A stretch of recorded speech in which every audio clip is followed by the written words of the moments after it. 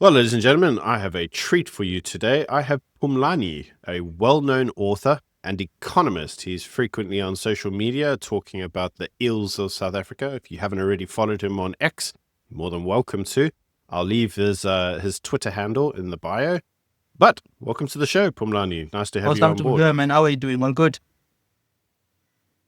Yeah, I'm all good. I'm all good. So at the time of recording, this is the 13th of May. I feel we almost have to say the time purely because this specific news item is just moving so quickly that probably by the time we finish recording this, the news would have changed again. And this obviously is the news of South Africa's refugee program. Obviously, we've had the first Afrikaners now move to America. I'm sure you saw that over the weekend. What's your thoughts on it? Well, I think it's more there are many dynamics at this thing. There are many sort of foundational issues that have led here. This is very much geopolitics between South Africa and the US since Mr. Trump took power early this year, actually. And the United States has been putting a huge pressure, at least, or it started putting some pressure over the past months on South Africa because of its concern around race-based policies, because of its concerns around, I strongly believe, the ICJ case, where South Africa has accused Israel of genocide, around the concerns on South Africa's foreign policy in general. Um, the US feels that South Africa has been, antagonizing it, right? Involving itself with America's enemies, taking the side of China, Iran, Russia, North Korea, and so on, Venezuela, and so on. And as a result, the US said, you know what, we are going to confront you now because of all those issues. I think that the Afrikaner matter, as much as I've said this, Baron, and that is there is no genocide in South Africa. There is no white genocide in this country, right? But there is disturbing rhetoric by some politicians. I think people know some of these politicians, from Julius Malema to Adile Budama, who basically mobilize people to say hateful stuff, right?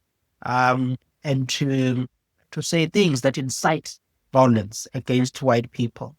There have been this expropriation of land without compensation, law, and all these things, right? So there has been this rhetoric from some of our political leaders, and it's been we cannot overlook that. It's been concerning for me for years. I've written against this, that there is this bad language that we use against our minorities, and then also besides that sort of what I would call hateful rhetoric from our leaders, there's also government policy.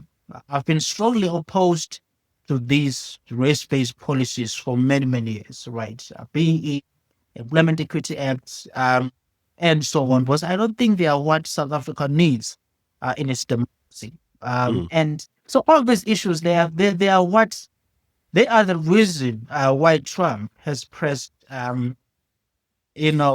stronger on South Africa. And basically, what I've said, Baron, is that Trump has basically over the past months, he has humiliated Ramaphosa, right? So remember, he fired his ambassador in Washington, D.C. in March, kicked him out of the US. That was really big stuff there. Secondly, this past weekend, he sends a plane to pick up Afrikaners that he describes as as refugees. He did it. It was like a middle finger, straight with a straight face. That's what he has done to our president. So that's how I see the whole situation. It's not just this thing is much more broader, right? There are many underlying issues in it. Yeah.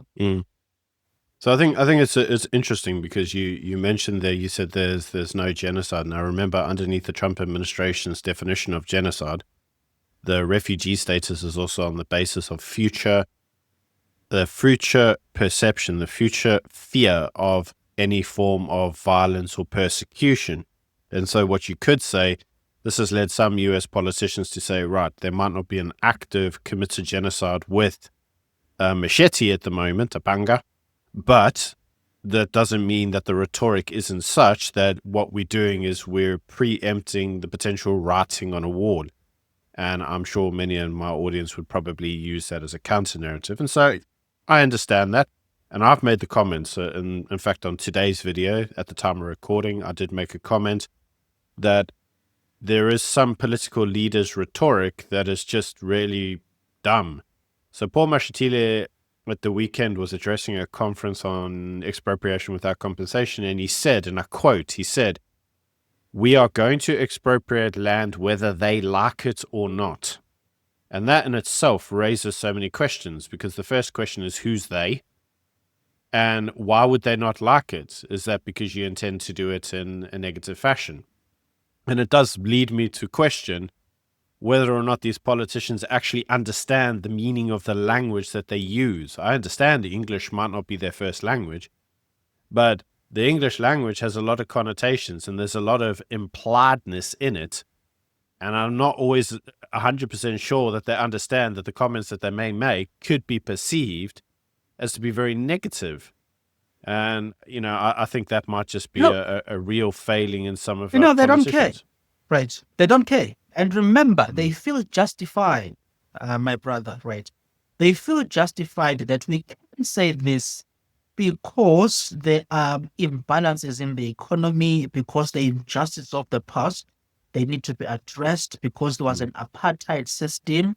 And therefore, if you go counter with what we say, you are against transformation. You want to keep, perpetuating white privilege. My brother, they feel entitled to such language. They see nothing wrong. They believe it has to be said, right? So I mean, they for them, it is justified because white people, they are still 5-6 times, bigger in terms of wealth, right? The farms are still at least 70% of them. They are controlled or owned by white people, and therefore they feel justified that we can say this because black people in the economy are excluded. The economy is being controlled by, white people, right? South Africa's media has been running very, very, what I see as very fun articles lately, where they keep on reminding South Africans that they keep saying that, when you look at private businesses or businesses in South Africa, it's still dominated by white males in terms of management, right? So this guy is not. It's not only. Well, it's not only on the politicians, the media as well, right? They feel that, well, because black people, in their observation, they have been excluded in the economy because of the apartheid legacy. Therefore, they're entitled to use such language and to say such things, which is unfortunate in my view, because that's not the solution, right? Imbalances are true. That's a fact. And there are many causes behind, by the way, the cause of those imbalances, other than the fact that there was the apartheid system, right? In fact, many of these imbalances were there before the apartheid system that took effect in 1948, right? So you can't just attribute these imbalances in the economy to the apartheid system. I don't hold that view. There are many factors that explain the situation. But for them, they feel entitled to such language. Yes. But the problem is that now, as you know, and I know you've written about this substantially, and my audience will obviously take note of this, but you've written quite a lot about why you feel BEE is damaging. And with everything you've just said, yes, there are certain companies that may still have a white board, a white senior management, and so forth. But what we have seen is we've seen a twofold issue. The first is that where BEE is adopted, the actual wealth generation that BEE was meant to have brought, this upliftment, this transformation, hasn't been successful. in many instances, the places have gone to absolute ruin. And we've seen this obviously even in the state-owned enterprises, where some of them are being, the senior leadership is being deployed individuals as opposed to individuals with capabilities, and that's leading to the complete collapse of those institutions. The second issue is that in many instances, some of these boards are transformed, but no sooner have they been transformed than the individual that's been deployed to the board, they no longer want to be there, and they sell their stake, they sell their seat position, they sell, if they're given shares, they sell their shares, and off they go into the sunset with a nice payment that never had to really work much at the actual position. And inevitably, the individual who buys it ends up being white. So you're back at square one of an quote untransformed entity. In fact, we've seen this numerous times now in the mining sector, where in the mining sector they have to keep giving away equity to certain forms of mining enterprises. That equity that they're giving away gets sold off to a white enterprise. The guy who was given the BEE stake has now run off with his millions.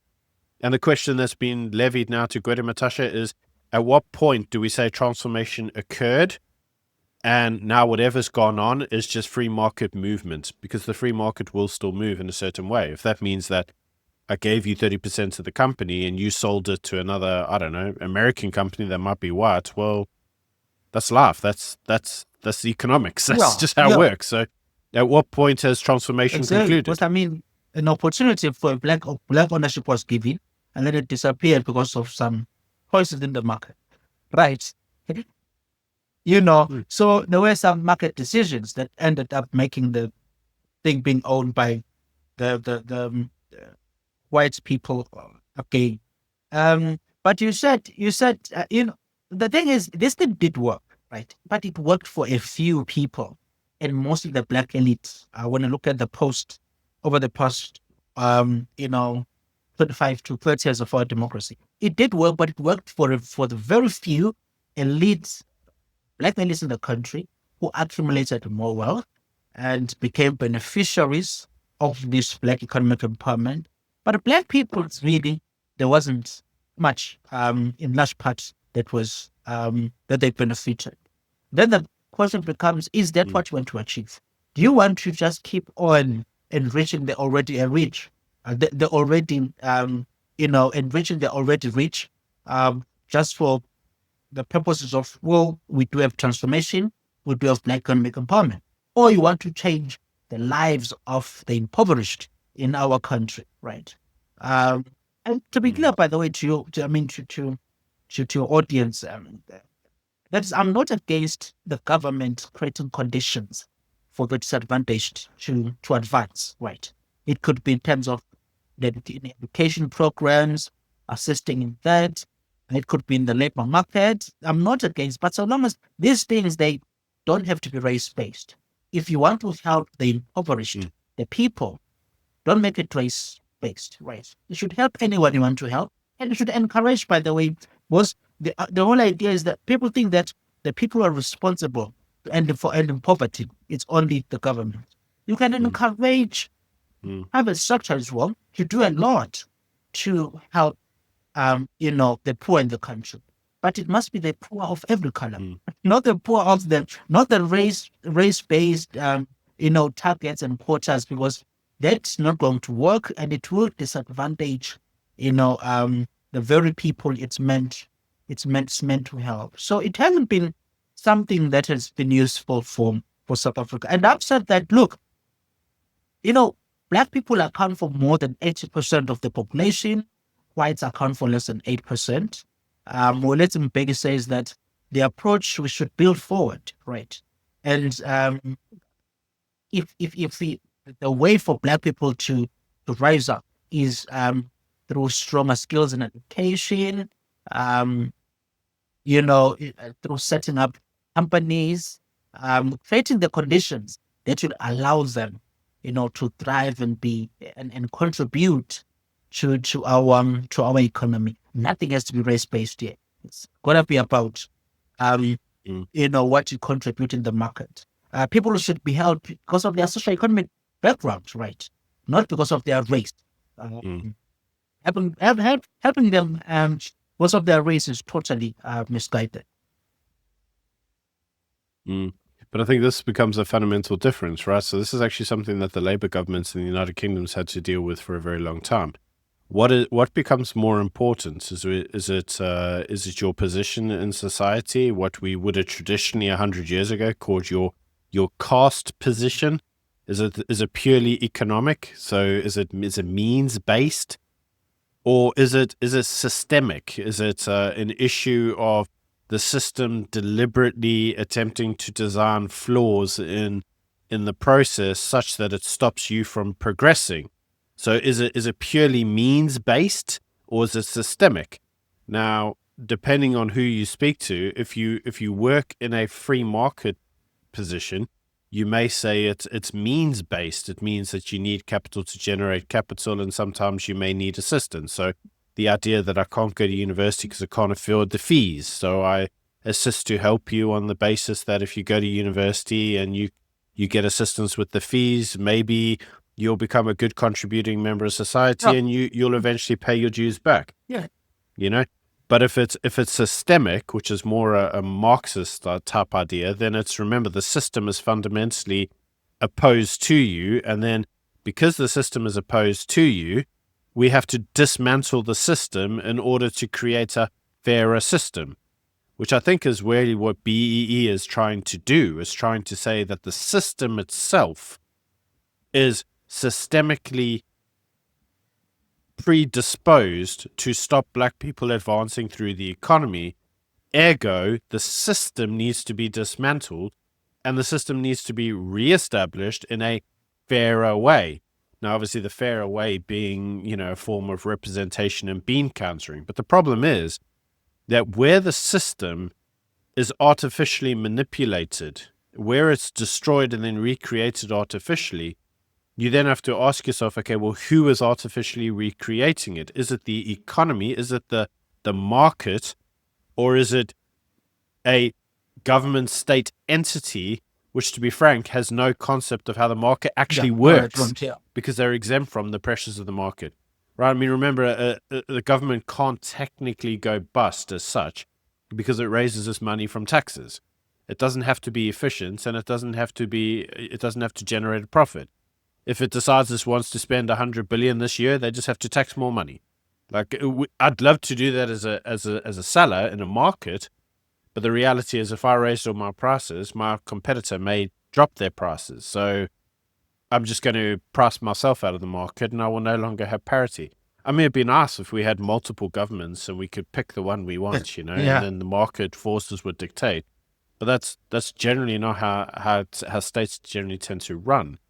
So with that being said, what's the solution then? What would you propose as an Well, look, economist? I think I've said we need to focus on what I call transformation of creation, right? Not transformation of redistribution.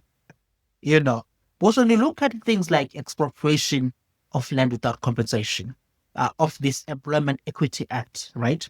Of this Black Economic Empowerment, of this transformation fund, the new transformation fund that will be race based. All of these things, you could be talking about minimum wage laws and so on. These are all things focused on redistribution, right? And we are so, I posted yesterday that we are so obsessed with, redistributing the very small, shrinking economic cake that we have instead of expanding it, right? We need to expand the economy. Don't be obsessed with the small economy you have and think about how do I redistribute it. No, think about how you can expand the cake. And our focus must be on transformation of creation. Right? Let's look at building new institutions, new businesses, right? Removing very disturbing regulations in the market, in the labor markets, deregulation that's very important. Tax rates are very, very high. For me, I would reduce it because I want to stimulate the economy. Reduce the tax rates, both income and corporate rates, you know, fix the issues of law and order, right? This is basic stuff we're totally getting wrong, right? How much crime in the country? About 10% of our GDP. is lost on crime, right? That's according to the World Bank. So we have many of those issues. Focus on skills development, upskilling your people. That's where, because we do lack that. We do have programs, but they're inefficient and corrupt and badly run. Fix all those things and ensure that you provide quality, education and skills development programs. Get the basics right in terms of the regulation of the country. People I interviewed the other day, John Kruzlu, the CEO of Small Business Institute. They do a lot of work on SMEs in our economy, and it's not good for SMEs. And throughout my interview with John, he said to me, Phumlani, regulations are an issue. Compliance is expensive for us.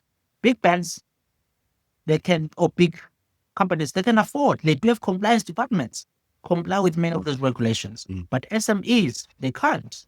I was speaking to we said funny, we see this in the United Kingdom, because in the United Kingdom, you find a lot of the regulators enforce some very onerous regulations, such that you need to have these large compliance departments in order to comply. And if you don't comply, obviously, as you know, you're open for a fine or a regulatory slap, or potentially getting your license or your authorization withdrawn. And so the actual only entities that are able to afford the compliance departments in order to meet the standards are large entities. Your SME can't afford the compliance teams. They put them in. They can afford it. Because the compliance team doesn't generate money, right? It's a cost to the business. It's an operation. It's an operational cost. Yeah. So it's not a revenue generation entity of the business. It's an operational cost. And so what you're effectively doing is you're artificially driving up the operational costs of the business. Yeah. With no profit. There's no profit attached to this. It's not like, okay, look, I filled out some more forms, ergo I can sell more product. It don't work like that. Yeah. And let me just read this to you. A notification just coming through now. It just came through now by Bloomberg News. It's breaking news, right? It says South Africa's unemployment rate rose more than expected in the first quarter as the construction and trade sectors shed jobs, right? There's a notification coming through right now as you and I are speaking from Bloomberg News. Right? And our unemployment rate is very high. It's in the 40s, above 40% if you include the people who have given up looking for work. I mean, it's... But the government still uses the language that transformation is going to create jobs, even though it's never created jobs. Why do they believe so vehemently that they've tried for 30 years to transform? As I saw a meme yesterday, and it's a very good meme. It says that the problem with redistributing the pie is that somebody had to bake the pie in the first place to be redistributed. And so they don't seem to understand that you need to be able to generate things, and whatever policy they've tried for 30 years to quote unquote transform the economy, and it's not worked. But if you listen to the government rhetoric right now, they still tell you, and this is the rhetoric they used when debating the BE amendment bill, they still tell you transformation is don't worry, it's going to work. One of these days it's going to work, and it's going to create loads of jobs. We don't know how, and it hasn't for 30 years, but don't worry, it's going to. Just hang 10. It's going to happen any day now. And they're saying they're going to do more. You listen to the State of the Nation address earlier this year by our president. He was clear. And listen to his ANC, I think it was the ANC Lekgotla early this year, where he said we are going to push ahead with our National Democratic Revolution, our NDR, right? With this transformation fund, they are doing more. There has been race-based policies for almost 30 years. It doesn't seem to be working because, the companies are still controlled by white males. Therefore, we need to do more. They keep on doing more. With this transformation fund, they are continuing with race-based policies. It's never enough, my brother, for them, right? If something is not working, more needs to be done by the government. So, do you know? in terms of programs, regulations, and so on. Because what they are doing clearly isn't enough. The idea that, well, we need to pull back and allow the market forces to do what must be done and focus on getting the basics right. That will allow us to attract investment all over the world. And by the way, not only foreign investment, domestic investment as well. We should see Mm, people taking risks to invest in our economy, local people. mm, So for me, I think that we have how we think about the economy. It's very much misguided. Some people have argued that, including the Economist magazine, that we as Africans, we take the wrong lessons in countries like China.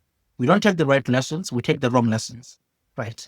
Um, mm. because China is the so-called communist country, therefore we should take their state capitalism and bring it here, more government controls and so on. Whereas we should be taking market reforms in China and bringing them here, not the wrong stuff. Let's take the right stuff, you know. Mm, mm.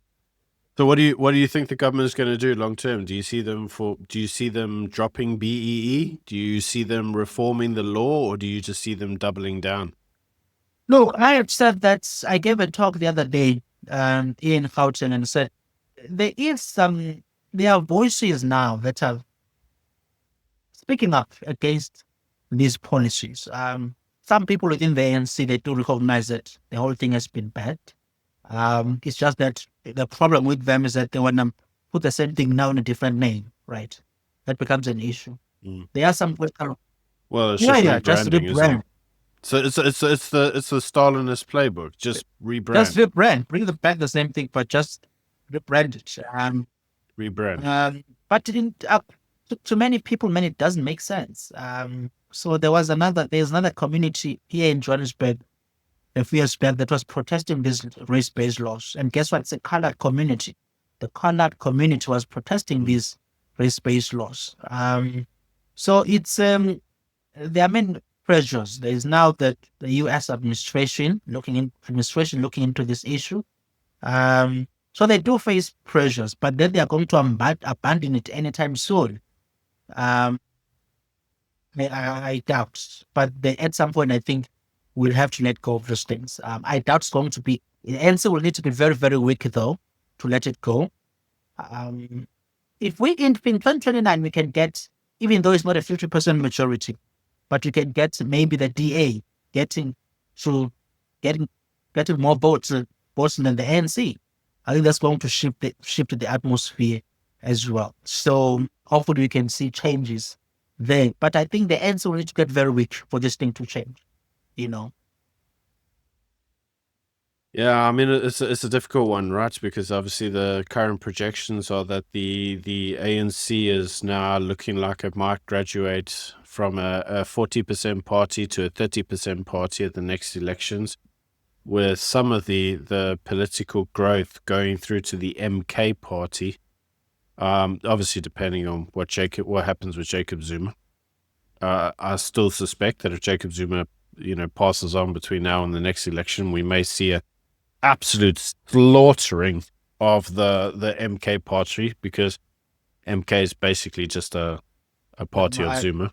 yeah, I agree But with you. It's a MK Zuma. People in KwaZulu Natal, they like Zuma. And without him, I see infighting. I see the whole thing disintegrating. Um, and then it comes to an end. Um, but yeah, you are right. It's just that we do not know whether parties like the DA that can get anything over the next few years before the 2029 election.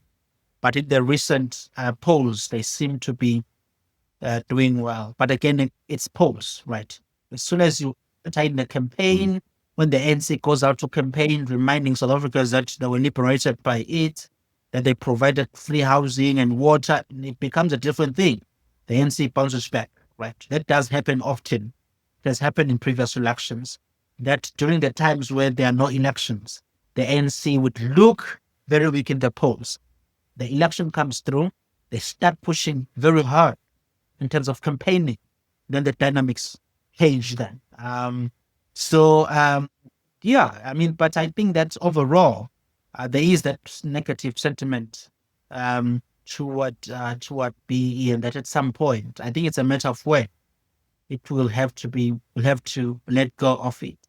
But that should be a point where the ANC is very, very weak. Yeah, I do worry. I do have a concern that the DA will not get the required vote it will need in the next election in order to make legislative change. But I do come back to the argument which I already put forward, and that is the arguments of the mining sector. At what points in time do we say transformation has occurred and now the free market has taken over? And unfortunately, the free market has dictated that potentially some of these BE enterprises or the transformation that was done was unsuccessful. And so now we just have to let the free market take effect. At some point that has to happen. And the reality is, you and I both know this, is what, like 4, 5 million white South Africans. And in any economy, you're going to, let's be honest, if I grow a business and I need a large labor force, I can't stock it all with You white can't. people, but It's impossible. it's impossible. The numbers aren't there. So I'm going to, if I grow a business regardless, I have to start empowering others, whether I want You to have or to. not, because the labor market isn't there. It just isn't there. Yeah, you have to. The laws of economics and the context of our country, they force you to do that. So, but your question is at what point? Um, I think that that point will come when the ANC is very, very weak. For now, I think they will carry on with this thing. They seem determined because for them it's a way of, um, you know, it's a way of getting votes. What else can they try? Yeah. Yeah, it's interesting because the current rhetoric should be slowing down. 30 years into democracy, the rhetoric should be slowing down. The economy isn't doing great. It hasn't had an economic growth in years. In fact, we were projecting what, 1 point something percent this year for growth, and that's just been halved by the International Monetary Fund. I mean, we're not doing well. And you would have thought at some point in time they go, you know what, guys, maybe we just need to change things. Like, this isn't working. But nope. They're like, we need to do what we were doing before harder. That's the best way to do it. Yes, we need to do more. And it seems dumb. Yeah, We need to do more of it. That's why the economy isn't growing, because we haven't done it hard enough. yeah. I think also, these guys, even when they travel overseas, they travel to countries that are very much statist to try and learn on policy, which is quite unfortunate. Um, for me, I don't see any.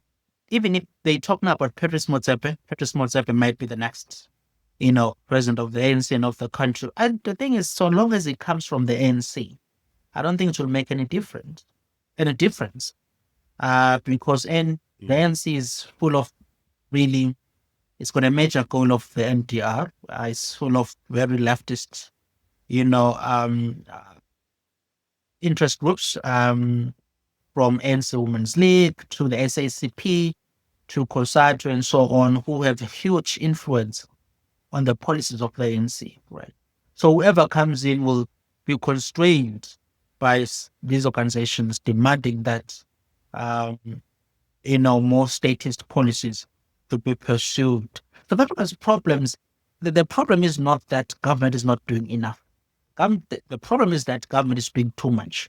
It's meddling in things that should be, handled by them, by the private sector. And to believe that they think that's the solution of more government when we've had more government over the years, it shows you that with them in power, the country is doomed. The country is doomed.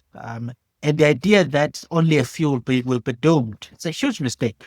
Everybody will everybody will suffer. These unemployment numbers, the new ones released today, I just read to you the report. It affects everybody.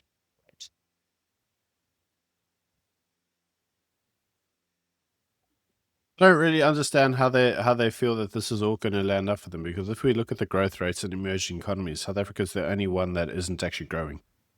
But we also happen to be the only one with BE policies. So you would have thought to yourselves they'd understand this. But the question remains. So let's assume Patrice takes over as ANC president. Now they're trying to push him as a viable alternative to Ramaphosa, and obviously in typical fashion they'll try rely on business links, and they'll say, well, as a businessman, he knows, he knows about business things, and he knows how to work in a free market position, so he'll be good for business. But the reality is, if we're both honest, Ramaphosa has been the most socialist, radical leader South Africa's ever had. Under his watch, his last term, he did things that even Jacob Zuma was afraid to do. He implemented NHR. He implemented the debate on expropriation without compensation and passed an expropriation act. He tried to take away self-defense on the firearm bill. He implemented the Bella Act. He implemented radical transformations across all sectors. He did the BE Amendment Act. Every single hard, like really, really radical socialist type policy only came in underneath the last administration under Ramaphosa. Like I said, even Jacob Zuma didn't do some of this stuff. So the reality is, he got into power on the position that he was pro-free markets because he was a business guy, but actually he turned out to be the most socialist leader we've ever had. What's to say Patrice will be any different? Yeah, I was about to say that remember that when Ramaphosa came in, he was largely seen by many business world, investor world, as a person who's going to take the country in a pro-market direction, right? Because it's from business, it's what South Africa needs. Yet we saw something very, very different under Ramaphosa. The economic growth in his first term was about 0.5%. That's a disaster, right? In his whole term, that's the average growth. So to me, you mentioned the number of 1.5% that you are citing from the projections, from the IMF and what else, the Treasury. They're citing this plus 1% economic growth. We grew over the past 10 years or so at less than 1%, 0.5, 0.6%. Suddenly now we are going to jump to 2% basic, or plus 1.5%. In what exactly? Do you seriously think that's going to happen when we've spent the last 10 years growing at less than 1%? Suddenly now we grew by 0.6%. Well, it's because we have electricity, right? That's what their allegation is. Because they've stabilized the electricity grid. No. They're all of a sudden they'll say there'll be. I'm not saying I agree with it. That's their logic, right? Their logic is we stabilize the electricity grid, ergo economic growth is now possible. David Roth says that's just crazy, because the whole thing was going, and of course we have this GNU that they attribute this growth to, that's going to be positive. There's a reform in Transnet, the railway reform there, and therefore. But those are smaller. You've got to tackle the very big stuff in this country. Tax reform, right? Deregulation. Those are those things that are holding down economic growth. Dealing with BE issues, right? The idea that can fix admin, and therefore you jump from 0.5% to close to 2% or 2% economic growth the following year. Where does that come from, right? When we've spent the past, 10 years or so without any, not even reaching 1% economic growth. So we have to be realistic here. But the point was about Patrice Motsepe. I don't think he would be effective in getting the country in the right direction. He will still be obsessed with the MDR, fighting parties like the DA because he believes they're anti-transformation, and being pressured by interest groups that are affiliated with the ANC, right?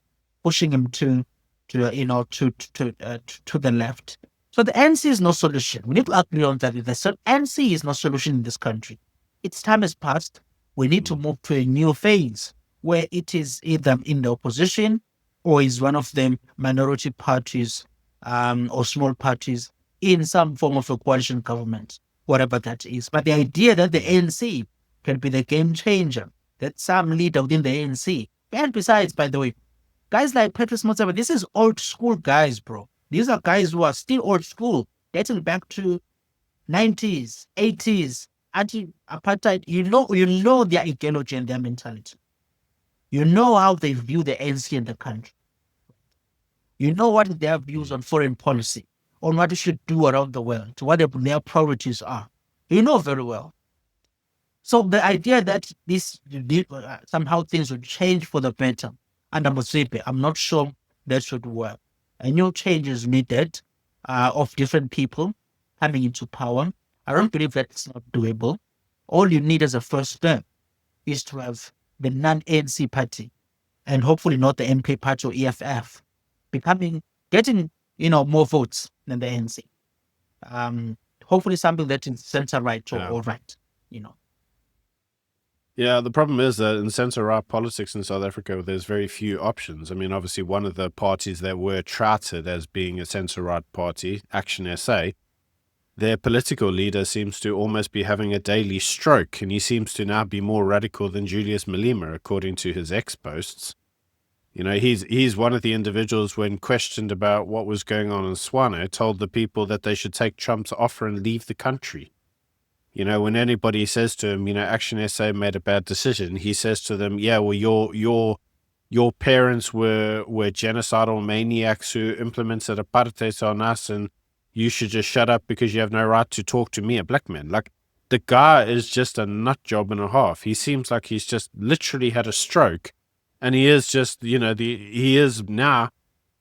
Julius Malema's quotes, his tweets are less spicy than Herman Mashaba's, but the moral of the story is that Action SA was put forward as a reasonable center-right party. So, but they're not. That they're now more radical than the EFF. So the reality is, if I were to say to you, right, what's a good, viable center-right party? Who would you recommend? Well, you only have the DA as the option. Okay, there can be criticism. There can be criticism with the DA. I don't criticize them as well. I think they are very, very weak, especially in this GNU, and they like to pay a lot, right? They like to give up. As soon as some radical leftists accuse them of racism, they give up, and that's whatever they were trying to do. But they do. They have been governing the Western Cape. They do have governing experience.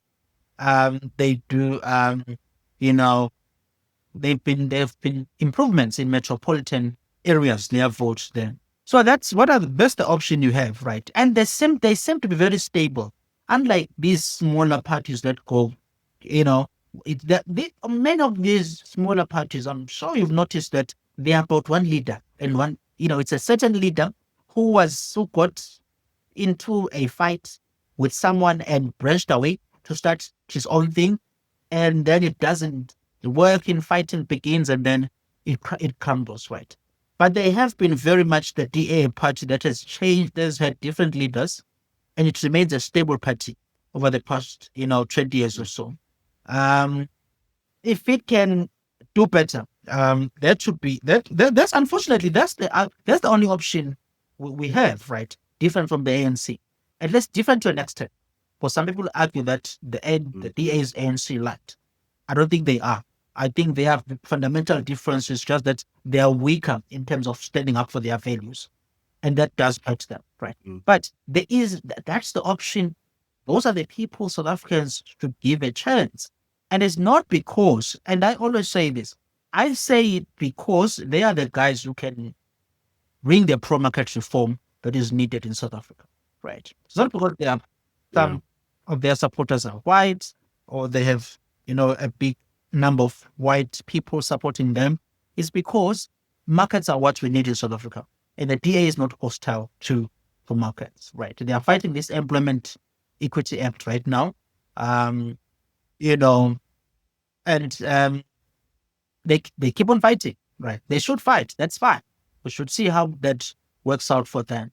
But I do believe that they should be given an opportunity in a democracy, as and phase out the ANC. Your opponent actually. Yeah, but as you know, they're a white party, right? And we can't have the return of apartheid, and that's obviously the rationality put forward by the ANC. So that's actually what the ANC tells us. Herman Mashaba said that the DA white people will bring back apartheid. Can you believe that? I told you, man. Guy's had a stroke. He was a former bloody DA member. He was a DA mayor, and now he's like they're going to bring back apartheid. Okay, whatever, Herman. But what about the PA? What's your views on the PA? Do you think they could be an alternative? Political alliance. I think they are very. This is the Gaten Mackenzie guy. No, they're still a small party. And I'm not sensing as to where are they on economic stuff, right? They left or center or whatever. I think there's a lot of just some noises that they make with Gaten. Uh, so I don't know, but I know they are very much against illegal immigration. I think that's fine in principle. There should be no illegal immigration. They tend to have a different view on foreign policy as well. I think that's fine. I've heard, but the thing is, you see, they are just not strong enough. Um, in contrast, of course, to the Democratic Alliance. But if you see what I've said, that if we can have parties like Action as a Patriotic Alliance, DA, sort of having that, they don't have to. I don't know what can I call it. Being open to working together. Stop spiting one another, insulting one another, calling each other names. I think this thing was called the multi-party, coalition before our emotional The state. GNU. Something like if these people were somehow, and maybe even find a way of combining before the election in 2029 and put forward a vision, then it would mean that different sets of ideas would have a stronger chance of winning in comparison to these left wing other. But the thing is, they don't want, all of them wants to be president. They don't want to work together. They are demonizing one another.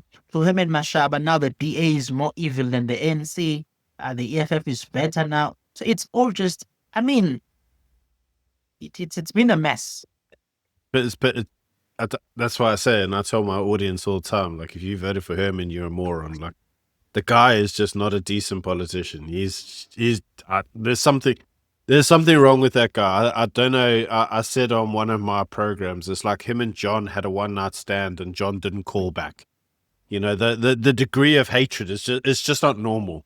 Like there's something there. There's like a deep seated, Something is not, like hurt love. yeah, something is not right. But it's sad because as citizens, we are now, and I've noticed that people don't like this fighting between the D and Action as A.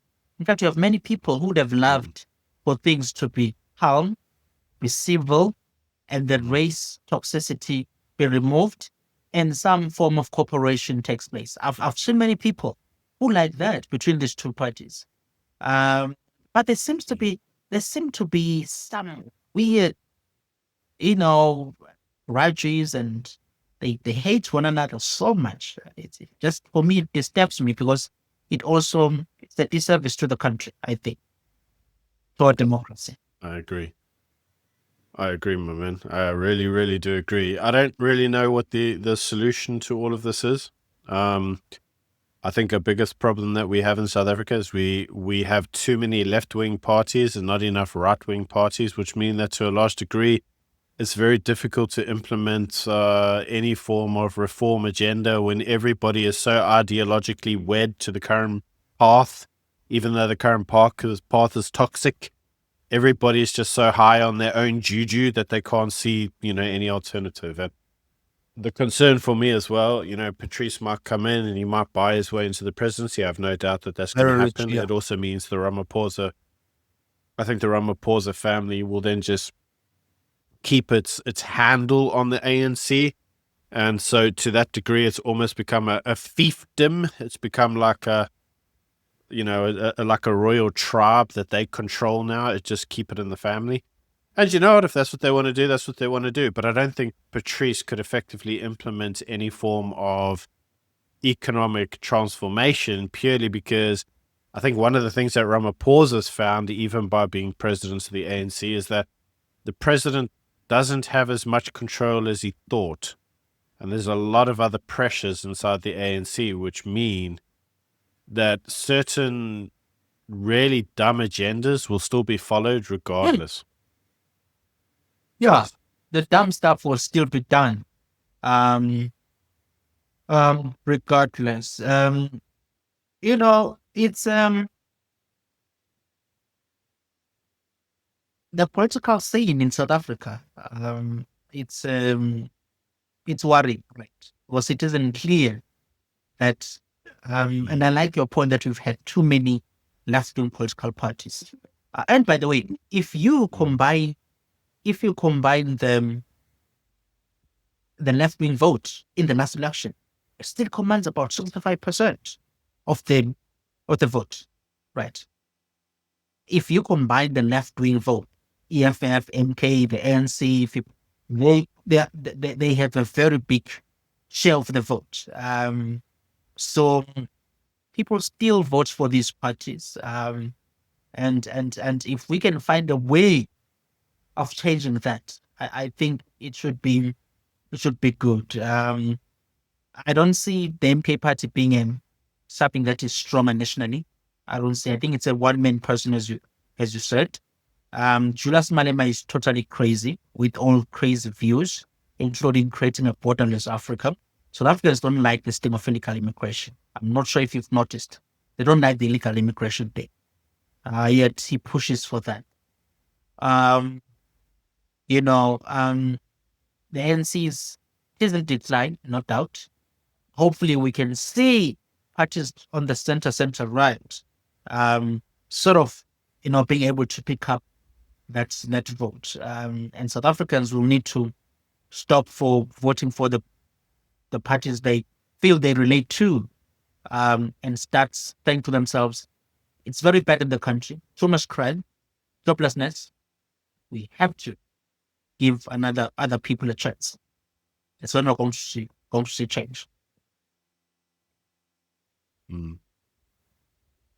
Well, my man, I thank you for your time. I know you've got other meetings to go to now, so I do thank you for you taking the time out to speak to me, and hopefully things improve. I don't know if I'll hold out any breath for it in the short term, but maybe in the long term it might. No, let me be clear. I'm the person who has been saying for a long time that we shouldn't give up on South Africa. We have a responsibility to fix South Africa. As voters, as people, ensure that we have working institutions, we hold our leaders to account, we take responsibility in our lives. We have to build South Africa, right? It can change. We can turn things around. We can start doing the right things that will lead to a point where we are like Switzerland, Singapore, in terms of wealth, America in terms of wealth, right? We can get to that level if we do the right things. We can start the process of getting there if we could do the right things. We're a capable country. It's a young country. We've got the potential. We just need to do the right things and have the right people and have the right mindset and pursue the right policies. We do that, we're in the right direction. Just requires the political will, and at the moment, we don't have any. That's the problem. Anyway, Mohan, thanks so much for your time. Hopefully we'll speak to you again soon.